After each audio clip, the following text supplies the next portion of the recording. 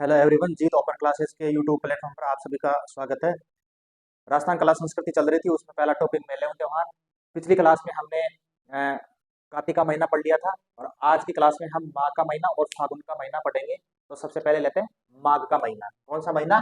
माघ का महीना। और ये हिंदू वर्ष कैलेंडर के अनुसार 11वें नंबर का महीना है। ये कौन से नंबर का महीना है? 11वें नंबर का। वही पढ़ते हैं कृष्ण पक्ष। कृष्ण पक्ष। और कृष्ण पक्ष को क्या कहा जाता है? बदी कहा जाता है। ठीक है, जो इंपॉर्टेंट है उसी की बात करेंगे। सबसे पहले बात करते हैं चतुर्थी की बात करते हैं। माघ के महीने में चतुर्थी किस रूप में मनाई जाती है? तिलकुटी चौथ। तिलकुटी चौथ के रूप में मनाई जाती है, जिसको संकट हरण चौथ के नाम से भी जाना जाता है, या चतुर्थी के नाम से जाना जाता है। तिलकुटी चौथ यानी कि संकट हरण चौथ। और इस दिन चतुर्थी को, माघ महीने की कृष्ण पक्ष की चतुर्थी को तिलकुटी चौथ यानी संकट हरण चौथ का व्रत किया जाता है। और इस दिन एक मेले का आयोजन भी होता है। इस दिन मेला लगता है।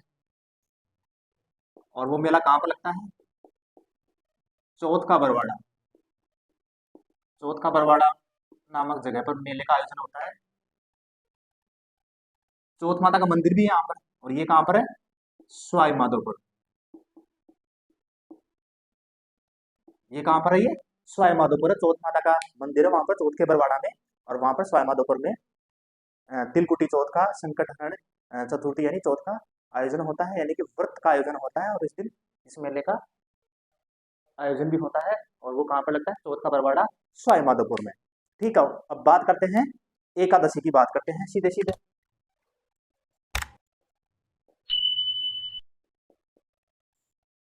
एकादशी की बात करते हैं। इस दिन सट तिला, सट तिला व्रत का आयोजन होता है। किसका आयोजन होता है? सट तिला व्रत का आयोजन होता है। सट तिला का मतलब है इस दिन 6 प्रकार के तिलों का दान किया जाता है। यानी कि एकादशी के दिन सट तिला व्रत का आयोजन किया जाता है। उस दिन 6 प्रकार के तिलों को दान में दिया जाता है, यानी कि दान किया जाता है। बात करते हैं अमावस्या की इसके बाद में। अमावस्या, ये अमावस्या मौनी अमावस्या के नाम से मनाई जाती है। मौनी अमावस्या। और पिछली जो क्लास थी कार्तिक के महीने के बारे में पढ़ा था हमने। और उसमें जो अमावस्या थी वो साव सादी अमावस्या यानी कि सर्वपितर अमावस्या के नाम से जानी जाती है वो। और इस महीने की जो अमावस्या है वो मौनी अमावस्या के नाम से जानी जाती है। और इस दिन सबसे जो प्रमुख बात है वो है कुंभ मेले का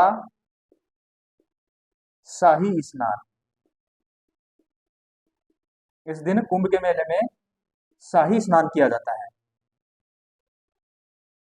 ये होगी कृष्ण पक्ष की बात। किसकी बात हो गई? ये होगी कृष्ण पक्ष की बात। और इस तरफ हम पढ़ेंगे शुक्ल पक्ष। ये शुक्ल पक्ष पढ़ेंगे। शुक्ल पक्ष।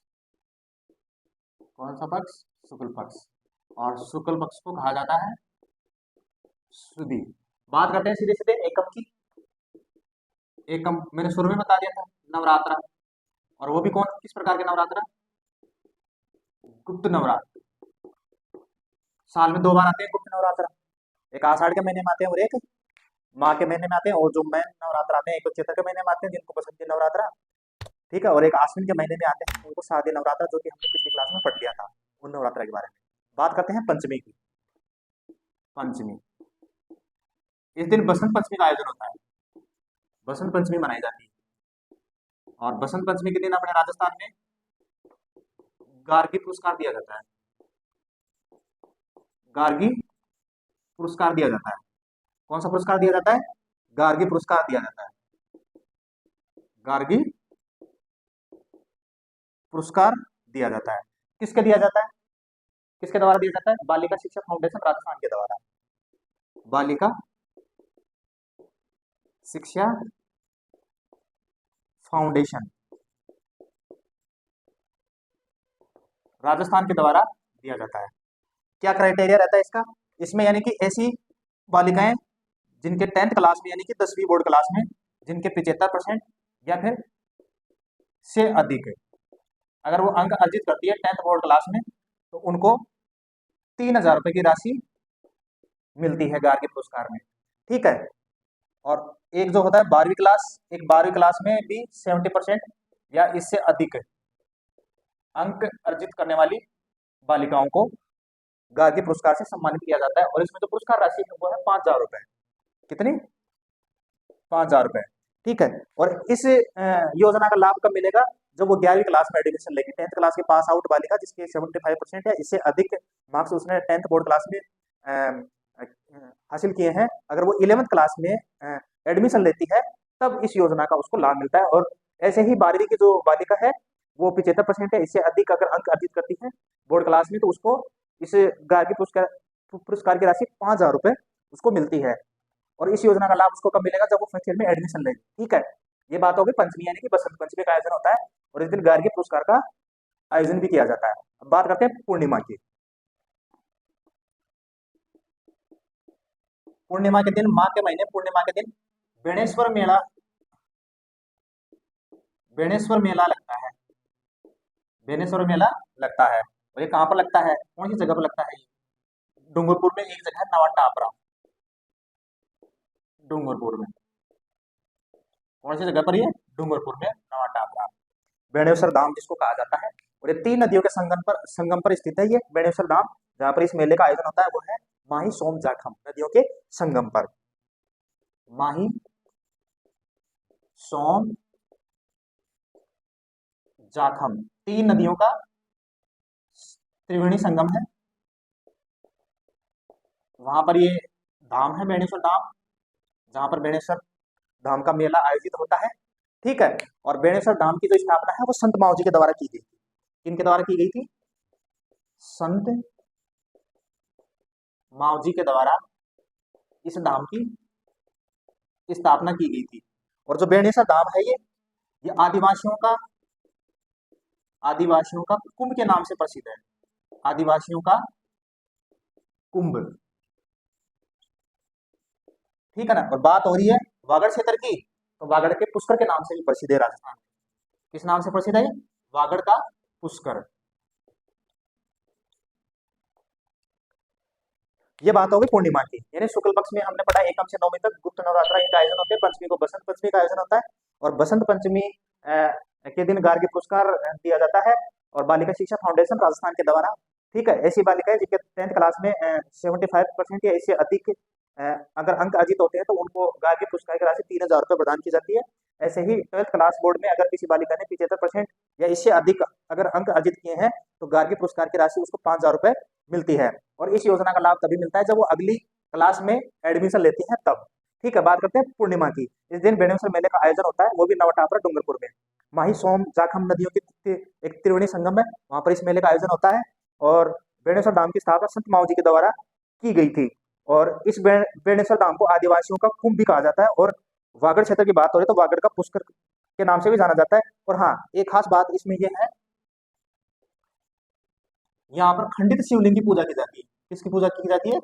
खंडित शिवलिंग की पूजा की जाती है इस धाम में। ये बात होगी माघ महीने की, कृष्ण पक्ष और शुक्ल पक्ष दोनों की बात कर ली मैंने। ठीक है। आगे की बात करते हैं हम फागुन का महीना, जो कि हिंदू वर्ष कैलेंडर के अनुसार पूरा का पूरा 12वां महीना है, यानी कि अंतिम महीना, जिसकी हम आगे चर्चा करते हैं। चलो आगे देखते हैं फागुन का महीना। बात करते हैं फागुन के महीने की, जो कि हिंदू वर्ष कैलेंडर का अंतिम महीना माना जाता है। फागुन का महीना, फागुन, फागुन या फागुन का। बात करते हैं कृष्ण पक्ष की। कृष्ण, जिसको बदी के नाम से जाना जाता है, यानी कि फागुन का महीना। और इसमें बात करते हैं कृष्ण पक्ष की। इसमें जो प्रमुख जो मनाया जाता है फागुन के महीने में वो महाशिवरात्रि का आयोजन होता है, और वो महाशिवरात्रि का आयोजन कब होता है? त्रयोदशी को। त्रयोदशी, महाशिवरात्रि, महाशिवरात्रि का व्रत का आयोजन किया जाता है। ठीक है, और इस दिन मेला भी लगता है। इस दिन मेले का आयोजन भी होता है। वो कहाँ पर होता है? शिवाड़ में। शिवाड़ कहाँ है? ये है सवाई माधोपुर जिले। और शिवाड़ में क्या क्या है? घुसमेश्वर महादेव, महादेव का मेला लगता है इस दिन। कौन से महादेव का? घुसमेश्वर महादेव का मेला लगता है इस दिन, महाशिवरात्रि के व्रत के दिन, जो कि फागुन महीने की कृष्ण पक्ष की त्रयोदशी को आयोजित किया जाता है, महाशिवरात्रि का व्रत। ठीक है, बात करते हैं शुक्ल पक्ष की। इधर शुक्ल पक्ष की बात कर लेते हैं। शुक्ल पक्ष, शुक्ल पक्ष, शुक्ल पक्ष को क्या कहा जाता है? इसको शुद्धि कहा जाता है। क्या कहा जाता है? इसको शुद्धि कहा जाता है। इसको शुद्धि कहा जाता है। ठीक है, बात करते हैं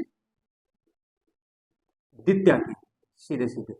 और द्वितीया को क्या क्या कहा जाता है? इसको दूज भी कहा जाता है। ठीक है, और इस दिन फुलेरा दूज का आयोजन किया जाता है। फुले दूज के रूप में मनाया जाता है। फुलेरा का मतलब हो गया, फुलेरा का मतलब हो गया खिलना या फूलना, फूलना या खिलना। ठीक है, दूज का मतलब द्वितीया, दूसरा दिन, द्वितीया दूसरा दिवस। फुलेरा दूज क्यों मनाई जाती है? ये फुलेरा दूज भगवान कृष्ण, कृष्ण व राधा के प्रेम व बंधन का प्रतीक माना जाता है। ये बंधन के प्रतीक के रूप में आयोजित होती है ये फुलेरा दूज। ठीक है ना, भगवान कृष्ण में राधा के प्रेम और बंधन के प्रतीक के रूप में फुलेरा दूज का आयोजन होता है। बात करते हैं द्वितीया के बाद में सीधे सीधे पूर्णिमा, जो इंपोर्टेंट है उसी की बात कर रहा हूं मैं। पूर्णिमा को होली का आयोजन होता है। किसका आयोजन होता है? होली का आयोजन होता है। और जैसे ही इसके बाद में फिर से जो चैत्र का महीना है, उसकी जो एकम है, कृष्ण पक्ष की जो एकम है, उस दिन यानी कि पूर्णिमा का दूसरे दिन, यानी कि होली का दूसरा दिन दुलहंडी के नाम से जाना जाता है। दुलहंडी का त्योहार मनाया जाता है। ठीक है, अब इस दिन, पेन चेंज कर लेता हूँ। और इस दिन अलग अलग जगह पर अलग अलग प्रकार की होली का आयोजन किया जाता है। अलग अलग जगह पर अलग अलग होली प्रसिद्ध है। सबसे पहले बात करते हैं कोडामार होली। कोडामार होली, ये कहाँ की प्रसिद्ध है? कोडामार होली बिनाय, बिनाय, ये बिनाय कहाँ है? अजमेर जिले में। ठीक है, कहाँ पर ये? कोडामार होली बिनाय अजमेर में है। ठीक है, इसके बाद में करते हैं लठमार होली। लठमार होली का आयोजन होता है, कहाँ पर होता है लठमार होली का आयोजन? महावीर जी, महावीर जी का है कैरोली जिले में। ठीक है, इसके बाद में जो होली आयोजित की जाती है वो है पत्थरमार होली। पत्थरमार होली, ये कहाँ की प्रसिद्ध है? ये बाड़मेर की प्रसिद्ध है। कहाँ की प्रसिद्ध है ये? बाड़मेर की प्रसिद्ध है। यानी कि तीन प्रकार की होली हमने पढ़ ली। कोड़ामार होली बिनाय अजमेर की प्रसिद्ध है, लठमार होली महावीर जी करौली की प्रसिद्ध है, और पत्थरमार होली बाड़मेर की प्रसिद्ध है। बाड़मेर में एक बारात निकाली जाती है, इलोजी की बारात। इसी दिन कौन सी बारात निकाली जाती है? इलोजी की बारात। ये भी बाड़मेर की प्रसिद्ध है। कहाँ की प्रसिद्ध है ये? बाड़मेर की प्रसिद्ध है, इलोजी की बारात। और इस दिन बादशाह की सवारी भी निकाली जाती है। बादशाह की सवारी, बादशाह की सवारी निकाली जाती है। और ये कहाँ पे निकाली जाती है? ब्यावर, जो कि अजमेर में है। और इसी दिन और भी कुछ महत्वपूर्ण होते हैं इसी दिन। नहान की झांकियां, नहान की झांकियां। नान कहाँ का प्रसिद्ध है? राजस्थान में कोटा का नान प्रसिद्ध है, ठीक है ना। यानी कोटा में भी कहाँ का? सांगोद का नान। ये नान की झांकियां होती है, यानी कि सांगोद का नान राजस्थान में प्रसिद्ध है। और सांगोद कहाँ पर है? कोटा जिले में, ठीक है। इसके बाद में जन्म मरण परण का त्योहार का भी आयोजन होता है, वो कहाँ पर होता है? राजस्थान में। इसी दिन जन्म मरण परण का त्योहार ये कहाँ पर मनाया जाता है? ये है राजधानी जयपुर, ठीक है। यानी कि फागुन का महीना पढ़ लिया आपने, जो कि अंतिम महीना था, कृष्ण पक्ष त्रयोदशी, जो कि वेरी वेरी इंपॉर्टेंट थी, वही मैंने बात की है, उसी की चर्चा कर रहे हैं। महाशिवरात्रि, और महाशिवरात्रि का मेले का आयोजन भी होता है शिवाड़ क्षेत्र में, जो कि सोयमाधोपुर में। और यहाँ पर भूषमेश्वर महादेव का मेला लगता है, ठीक है। इधर बात करते हैं शुक्ल पक्ष की। शुक्ल पक्ष में हमने दूज की बात की, फुलेरा दूज। फुलेरा का मतलब फुलना या खिलना, और दूज का मतलब द्वितीया यानी कि दूसरा दिन। भगवान कृष्ण और राधा के प्रेम और बंधन के प्रतीक के रूप में फुलेरा दूज का आयोजन किया जाता है। उसके बाद में बात करी पूर्णिमा, पूर्णिमा के दिन होली का आयोजन होता है। और इसके बाद में फागुन के महीने के बाद में पहला महीना चैत्र का महीना चालू होता है, और चैत्र महीने का जो कृष्ण पक्ष है उसके एकम को धुलंडी का आयोजन किया जाता है। और पूर्णिमा के दिन अलग अलग जगह पर अलग अलग प्रकार की होली खेली जाती है। कोड़ामार होली बिना अजमेर की प्रसिद्ध है। लठमार होली महावीर जी करौली की प्रसिद्ध है। पथरमार होली बाड़मेर की प्रसिद्ध है। और इलोजी की बारात भी निकाली जाती है, वो भी बाड़मेर में। और बादशाह बादशाह की सवारी भी निकाली जाती है, वो ब्यावर अजमेर में। और सांगोर कोटा का नाड़ प्रसिद्ध है, वहाँ की झांकियां निकाली जाती है। और जन्म मरण परण का त्योहार भी जयपुर में आयोजित किया जाता है। आज की क्लास के लिए इतना ही। आगे की एक लास्ट अंतिम क्लास से भी आपको मिलेगी, और उसमें हमने जितना भी पूरा का पूरा टॉपिक पढ़ा है, उसमें जो इम्पोर्टेंट फैक्ट्स हैं, ठीक है ना, कौन से इम्पोर्टेंट फैक्ट्स हैं, वो उस क्लास में इंक्लूड रहेंगे, शामिल रहेंगे। और वो हमारी मेले और त्योहार का जो टॉपिक है उसकी अंतिम क्लास रहेगी। उसके बाद में नया टॉपिक की शुरुआत करेंगे। आज के लिए इतना ही। धन्यवाद।